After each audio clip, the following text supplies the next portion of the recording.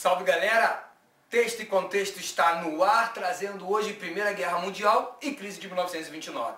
Beleza, primeira coisa que a gente tem que saber sobre a Primeira Guerra Mundial é que ela foi uma guerra por causa dos territórios da África e da Ásia.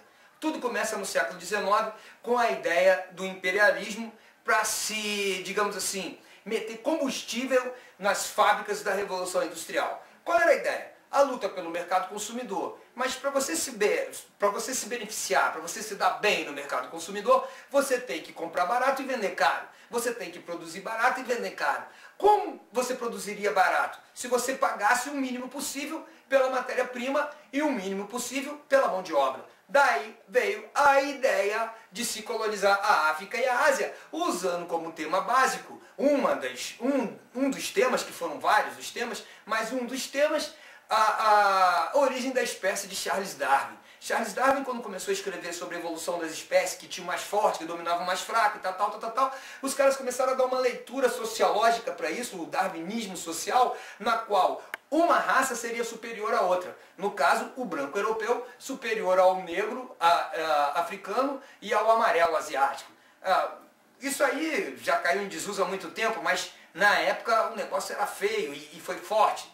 E a partir daí se começa a colonização da África. Conferências e mais conferências, divisões de território e mais divisões de território. No final do século XIX, a gente tem praticamente toda a África e a Ásia dividida entre as principais potências europeias. Com um problema. Agora surgem duas novas potências no final do século XIX, que até então estavam meio que adormecidas. A Alemanha e a Itália. Até 1870, a Alemanha era formada por grandes principados alemães, mas que eram autônomos entre si. Eles não viviam uma unidade política, nada disso. A partir de 1870, com Bismarck, o grande primeiro-ministro da Prússia, nós vamos ter aquilo que vai ser chamada de Zollverein, a nova ideia de unificação dos povos de origem germânica. Resultou no primeiro grande Estado alemão e no segundo grande Reich, porque o primeiro grande Reich foi o exército lá na frente de Carlos Magno. Agora eles estavam montando o segundo grande Reich, comandado por Bismarck. Caraca, você imagina o que é isso? Eram 39 estados alemães que da noite para o dia se concentraram e se transformaram numa coisa só. É o mesmo que tu ir na academia, malhar e no outro dia voltar 39 vezes mais forte do que tu foi. Imagina uma coisa dessa. O mundo todo ficou abismado quando viu o tamanho da força que agora a Alemanha começava a ter. Do outro lado, lá embaixo, na Península Botânica, nós também temos a unificação dos estados italianos. Não foi nada parecido com a Alemanha, não tinha 39 estados, mas tinha 7 estados. Esses 7 estados se organizaram e formaram o grande estado italiano, e os dois passaram então a querer fazer parte também da colonização da África e da Ásia. E aí? E agora? Cadê território para eles? Tem, não tem, tem, não tem, tem, não tem, tem, não tem. E começa então o que a gente vai chamar do período do armamento. É um período em que todo mundo está se armando, a guerra vai existir, a guerra vai rolar, a guerra vai rolar, a guerra vai rolar, não rola, vai, não vai, todo mundo se armando, todo mundo se armando, todo mundo se armando, até que em 1914 a guerra estoura. E onde ela vai acontecer? Exatamente no território das Balcãs. E onde que ela vai acontecer? No território da Sérvia, onde o primeiro-ministro austríaco, o príncipe Francisco Ferdinando, e sua esposa é assassinado pelo menino de 18 anos. A partir daí, a Áustria declara guerra à Sérvia, que por sua vez é protegida da Rússia, então a Rússia declara guerra à Áustria. Já que a Áustria era amiga da Alemanha, a Alemanha declara guerra à Rússia. Como a Inglaterra era amiga da Rússia, a Inglaterra declara guerra à Alemanha. E aí o pau come generalizado. E quem se beneficia com essa história? Os Estados Unidos. Haha! Como? E de uma certa maneira até o Brasil. Porque nós, a partir de 1917, começamos a vender muita coisa para eles, que não estavam conseguindo produzir por causa das guerras. O mesmo aconteceu com os Estados Unidos. Só que eles começaram a vender para a Europa desde 1914. Como foi em 1917, os Estados Unidos entraram na guerra do lado dos aliados e a guerra tomou outro rumo, terminando com a perda de mandato para os alemães. Apesar dos alemães terem chegado com tudo, com armas novas, aquela coisa toda, no início eles foram até se dando bem. Foi uma guerra assim que morreu muita gente, foi a primeira guerra assim que teve, digamos assim, números estratosféricos de mortos, 20 milhões de mortos, 15 milhões de feridos. Foi uma coisa assim que balançou com a Europa, de uma tal maneira que foi criada a Liga das Nações para que isso não acontecesse nunca mais. A Liga das Nações é percussora da ONU, mas vocês vão ver que ela não vai funcionar muito bem. Mas tudo bem, se criou a Liga das Nações, tentou-se se criar no final da guerra um tratado no qual saísse todo mundo numa boa, só que não foi assim que a história ficou. Em 1870, quando os alemães unificaram o seu Estado, eles não unificaram no território da Alemanha. Eles unificaram, isso tudo aconteceu na França. Por quê? Houve uma guerra pelos Alpes franceses entre a Alemanha e a França. Os alemães venceram essa guerra no final do século XIX. Então, para sacanear com os franceses, eles assinaram o termo de unificação no Palácio de Versalhes.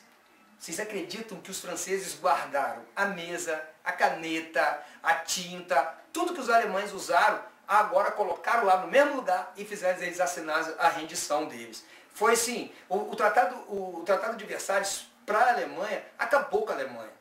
A Alemanha teve que pagar indenização para todo mundo, a Alemanha teve que entregar toda a marinha de guerra, a Alemanha teve que se desarmar, a Alemanha ficou completamente estragada. Não é à toa que a Segunda Guerra Mundial vai acontecer. Dica já para você, hein? A Segunda Guerra Mundial, ela acontece por causa do final da Primeira, que a Primeira terminou desse jeito. A Primeira terminou como sendo a mais culpada de todas, a Alemanha. E sofrendo todo um processo que desagregou, degringolou toda a sociedade alemã. Mas bom, o que vai acontecer agora? Nós vamos viver os momentos de 1920 até 1929, a todo vapor, a produção aumentando cada vez mais, novas tecnologias sendo apresentadas, o carro, máquina fotográfica, cinema, um monte de coisa aparecendo, um monte de gente produzindo, os Estados Unidos ganhando muita coisa até 1926. Por que isso? A partir de 1926, a Europa sai do buraco e começa a produzir novamente. E começa a vender. Só que os Estados Unidos e os outros estados, eles não param de produzir, mesmo tendo novos concorrentes. Resultado, em outubro de 1929, uma quebradeira geral, todo mundo quebra. Isso como que acontece isso? Por exemplo, eu pego dinheiro emprestado com o açougueiro, mas não pago o açougueiro. Se eu não pago o açougueiro não paga o fornecedor dele, que não paga o fornecedor dele, que não paga o fornecedor dele. Sai um efeito de queda de dominó. Cai um, cai todo mundo, chegando até aqui no Brasil. Por que a crise de 1929 é importante para nós que estamos estudando para o vestibular? Dois momentos interessantes para você aí. Fica duas dicas importantes, hein? Primeiro, acaba com o poder dos cafeicultores paulistas, que era o maior produto do Brasil, era o café. Se ninguém está tendo dinheiro para almoçar, como é que vai ter dinheiro para tomar café?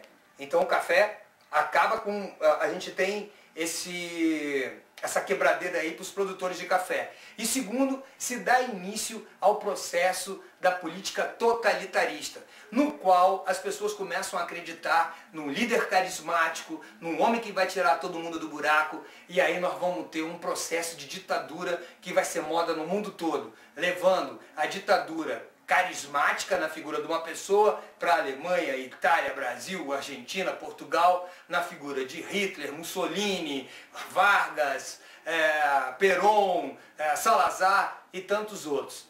Isso tudo porque, com a crise de 1929 e a quebradeira geral, as pessoas começam a acreditar que as democracias liberais, elas não são a solução. Qual seria então a solução? O comunismo? Mas o comunismo acabaria com a propriedade privada. Então a solução encontrada foi o fascismo.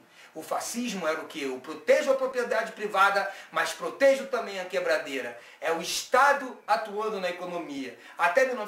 Durante o período até 1929, o Estado não atuava na economia, deixava a economia correr do jeito que quisesse, resultado quebradeira geral. A partir então dos anos 30, a gente vai começar a ver uma política totalitarista, que é uma política no qual o Estado vai fazer parte da economia, o Estado vai mandar, o Estado vai vigiar, o Estado vai fiscalizar a economia. Ou seja, a economia vai deixar de ser liberal e vai começar a ser estatal, mas isso é um papo para próximo programa. Fui!